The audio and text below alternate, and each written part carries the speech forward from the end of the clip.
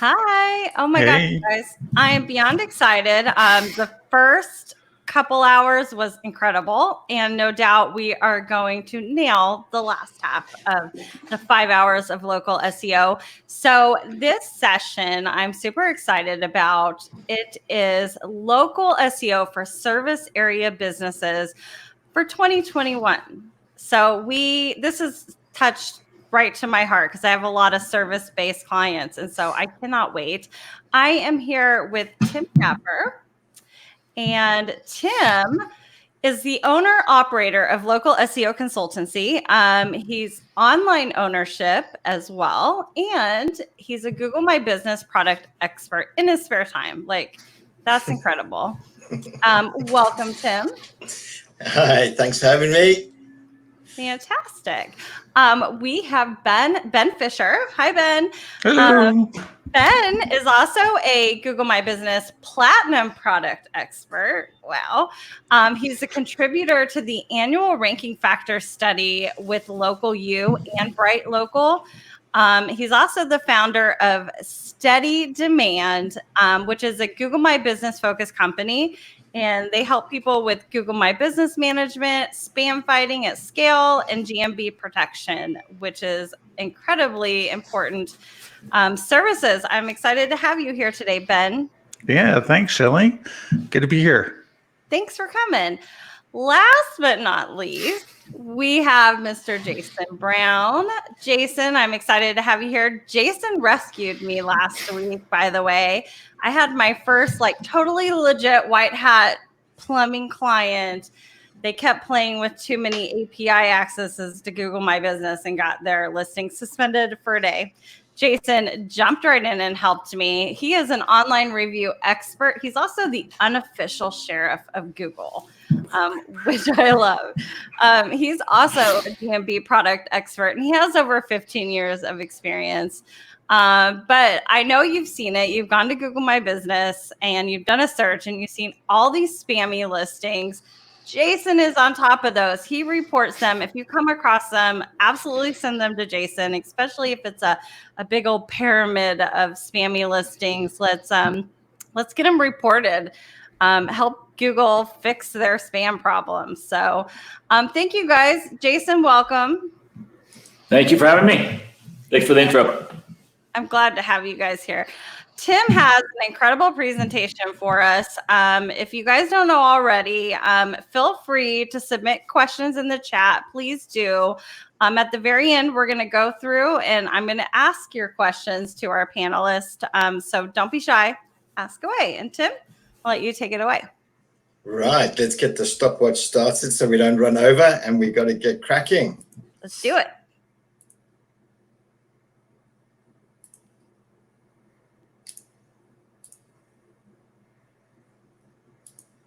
Right, are we good?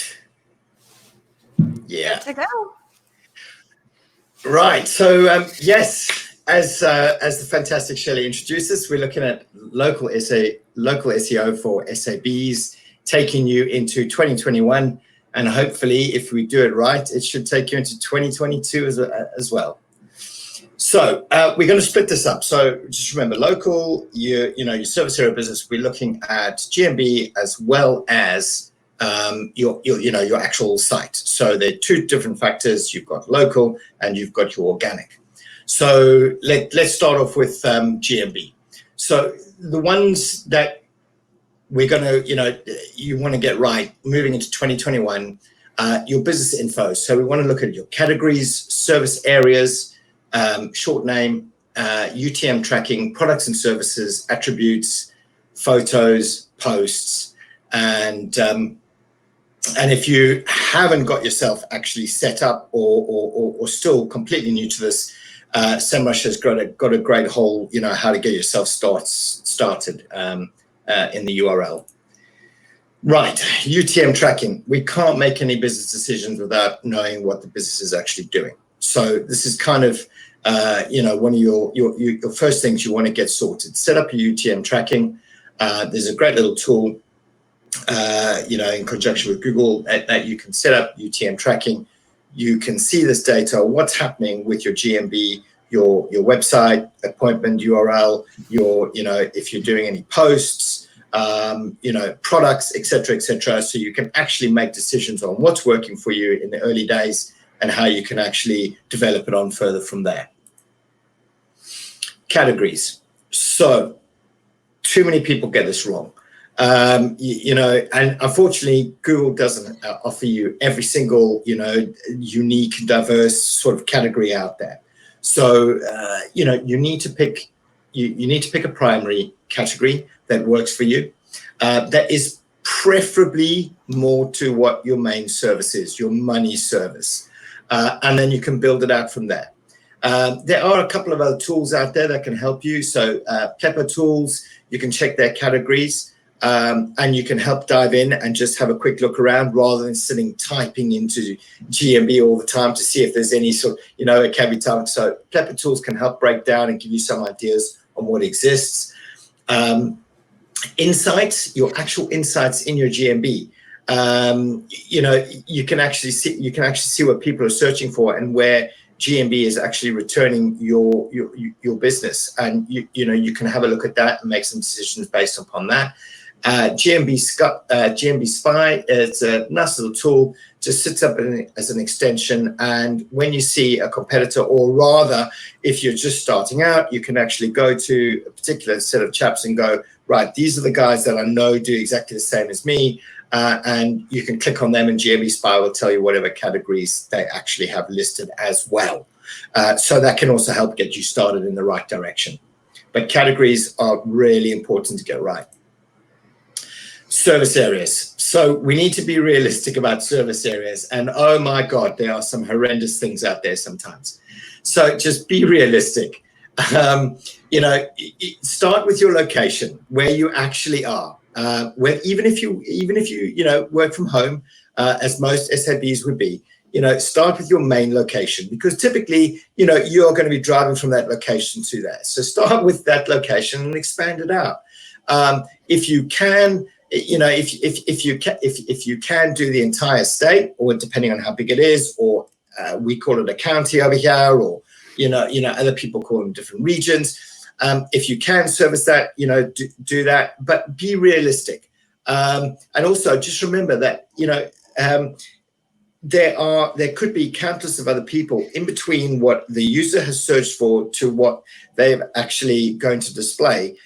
Depends whether you're actually going to be positioned there. If you're 2.5, 3, 4, 5 hour drive away, really, can you? So be realistic. And by defining your actual service area, you are actually, making life a bit easier for you to actually position and actually rank well in that area.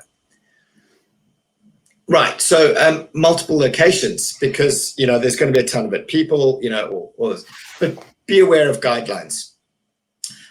You can't use employees' addresses anymore within the guidelines. Yes, I know you're going to say everybody does, but this is something that's Ben will jump in later on this. I think it was the last couple of months that this got changed and updated.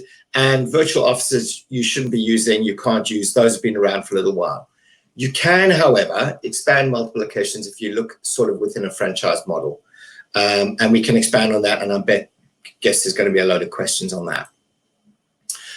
Your short name. Yes, so many people, a new client, and they've been around for ages. They're quite good. They're quite hot on their on their GMB. But all of a sudden, it's like, why haven't you done the short name? So look, your short name is not what you're going to be ranking for or anything like this. So forget trying to overly get creative with these things, which I see all the time. It's the business name, but it's also a really handy quick link that you can send to your customers, and you can send in customer emails, and you can actually be putting that in your build up, asking for reviews, etc. So definitely get your short name sorted. Too many people are still ignoring the short name. Products and services. Now, so use what's appropriate depending on your business type. Services, certainly fill them in. You're a service area business. You are offering services. Definitely fill in your services.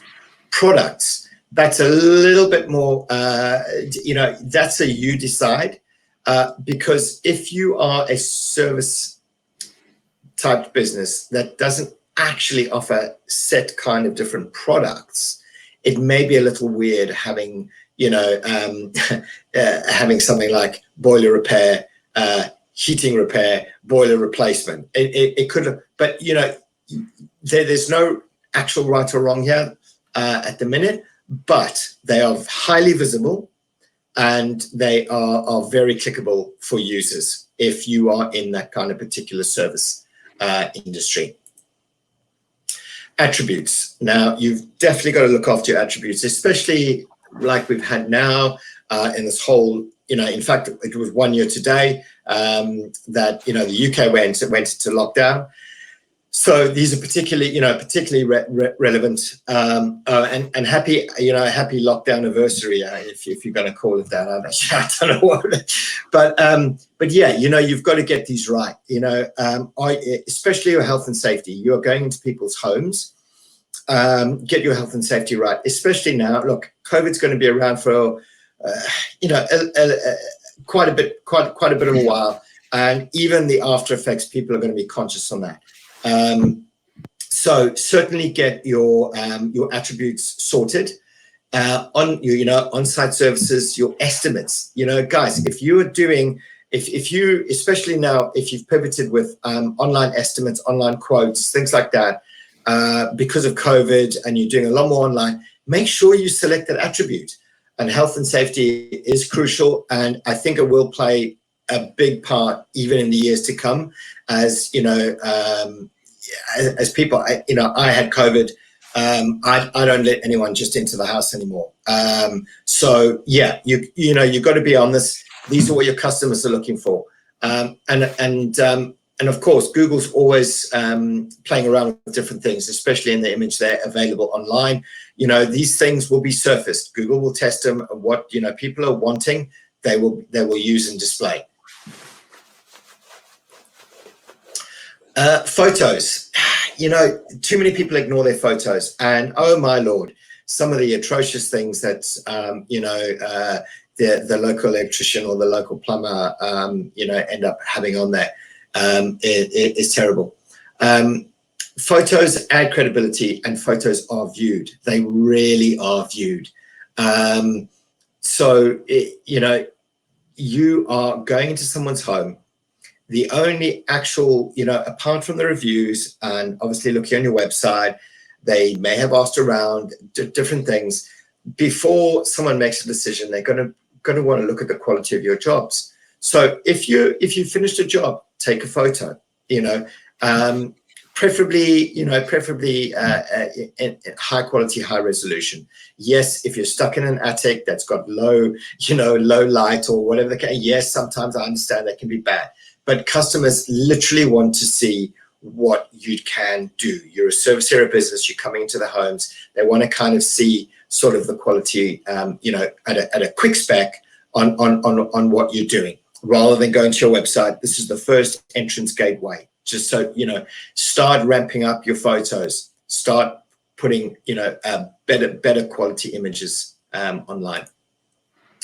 Posts. Now, posts, you may or may not have noticed, but posts appear in search results, and posts can and do influence your longer tail search queries. So yes, we've all done our quick, our keyword research, but these longer tails, people are searching for them. They may not be showing up in your insights straight away. They may not be showing up in your, your search console, things like this. But right, literally, you've got to get these right. They are an influence.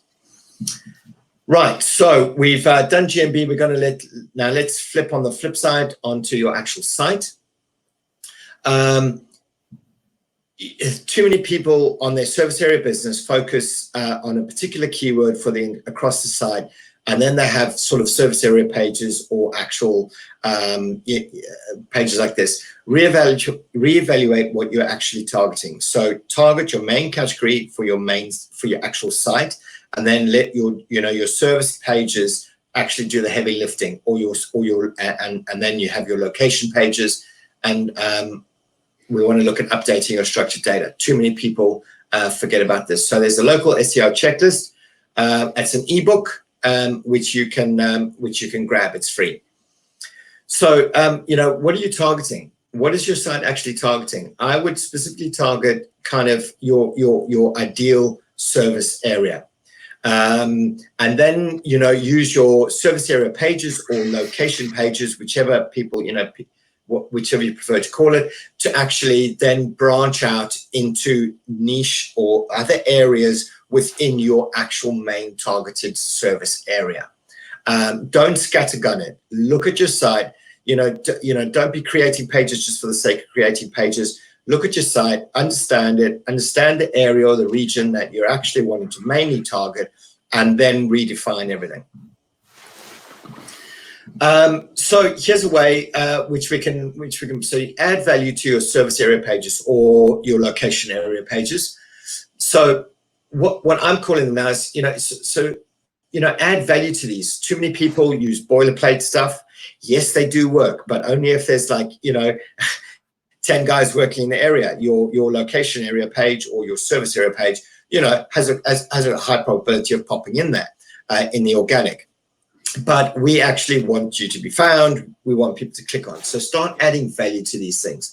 So if you've got a service area or, call it a location area page, then start adding value to it. Start, actually creating things and adding value with your work or jobs page. Maybe you want to call them projects if you're, if you're landscape, but, whatever you want to call them, start adding value. And again, these are longer tail queries which people search for.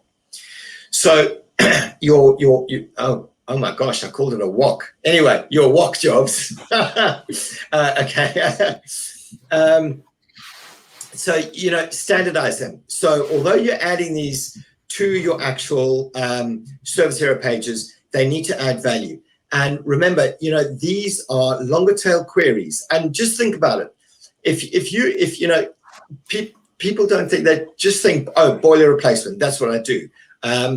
But no, most people will go upstairs, and if it's not broken today, or they know that it's going to need to be repaired, typically 9 times out of 10, people are going to actually see the boiler make and then actually search for that make plus boiler repair or replacement, etc.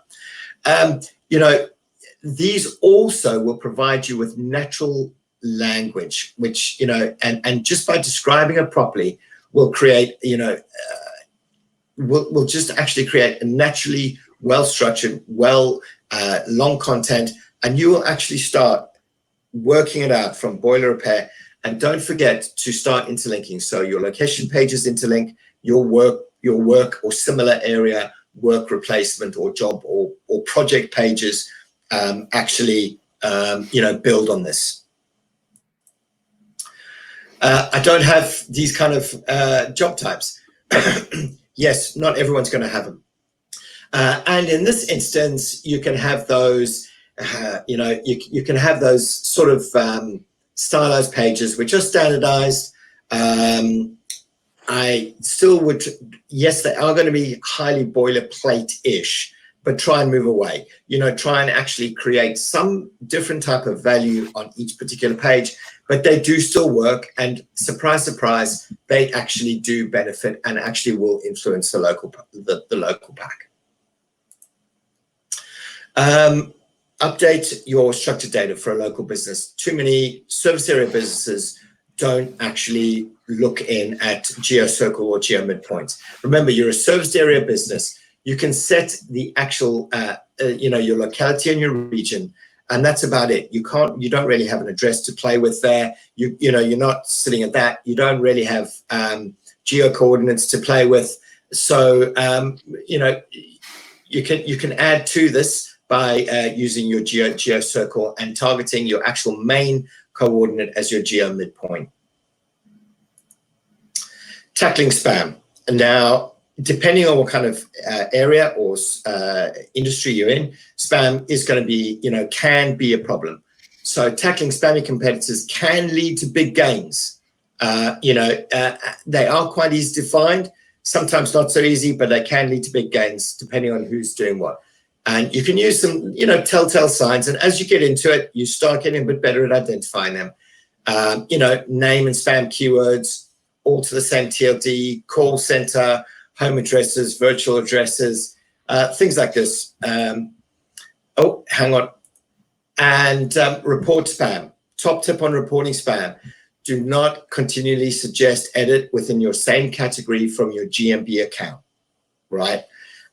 Do use the spam report. Reach out to the GMB forums. Jason loves having a crack at spam. Yes. So look, there's a whole breadth of avenues to crack on with, and and then use the spam report. Definitely do that.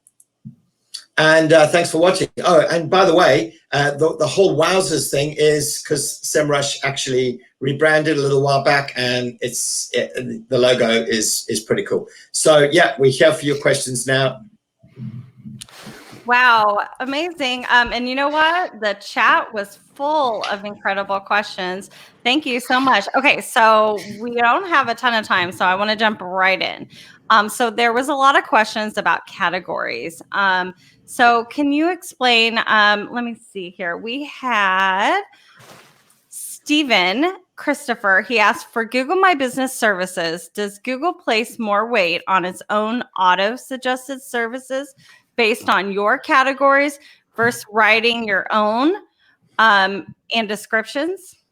So probably like the auto pick, or if you like auto complete your own, or that doesn't pop up suggested, but you put your own in there. How does that work? The short answer is no. Basically, it's nice. The auto pick feature is there because people weren't really filling out the services, and so that's just a nice way of Google basically getting them populated. Like a couple weeks ago, we saw where GMB was populating up to like 100 new services out of the blue, and so what most people don't know is that okay, that's just a suggestion, and as long as if you remove them, then Google's not going to re-add them back. So.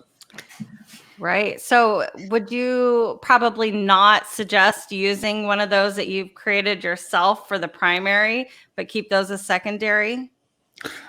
Anything that Google suggests is a good idea, usually. But again, this is kind of more of a nudge update than anything else. So I would say that just do what's going to be good for basically the consumer. Got it. Okay. Perfect. All right. So Laura Cooper asked, if your service areas are far from your business address, her example was, my client is a middleman connecting suppliers with customers. Can anything be done with local SEO, or are paid ads to the website the only way to go?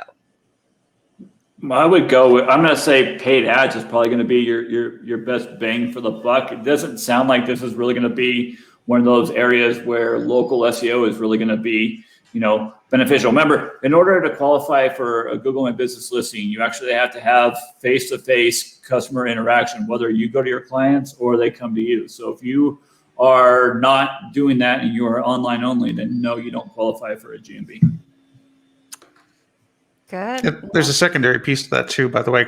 Even if they were qualified for GMB, and that is there's a very specific rule in the guidelines that states that a service area can actually not be more than 2 hours regular driving distance. So like that big old cone that Tim was showing, that's absolutely against the guidelines.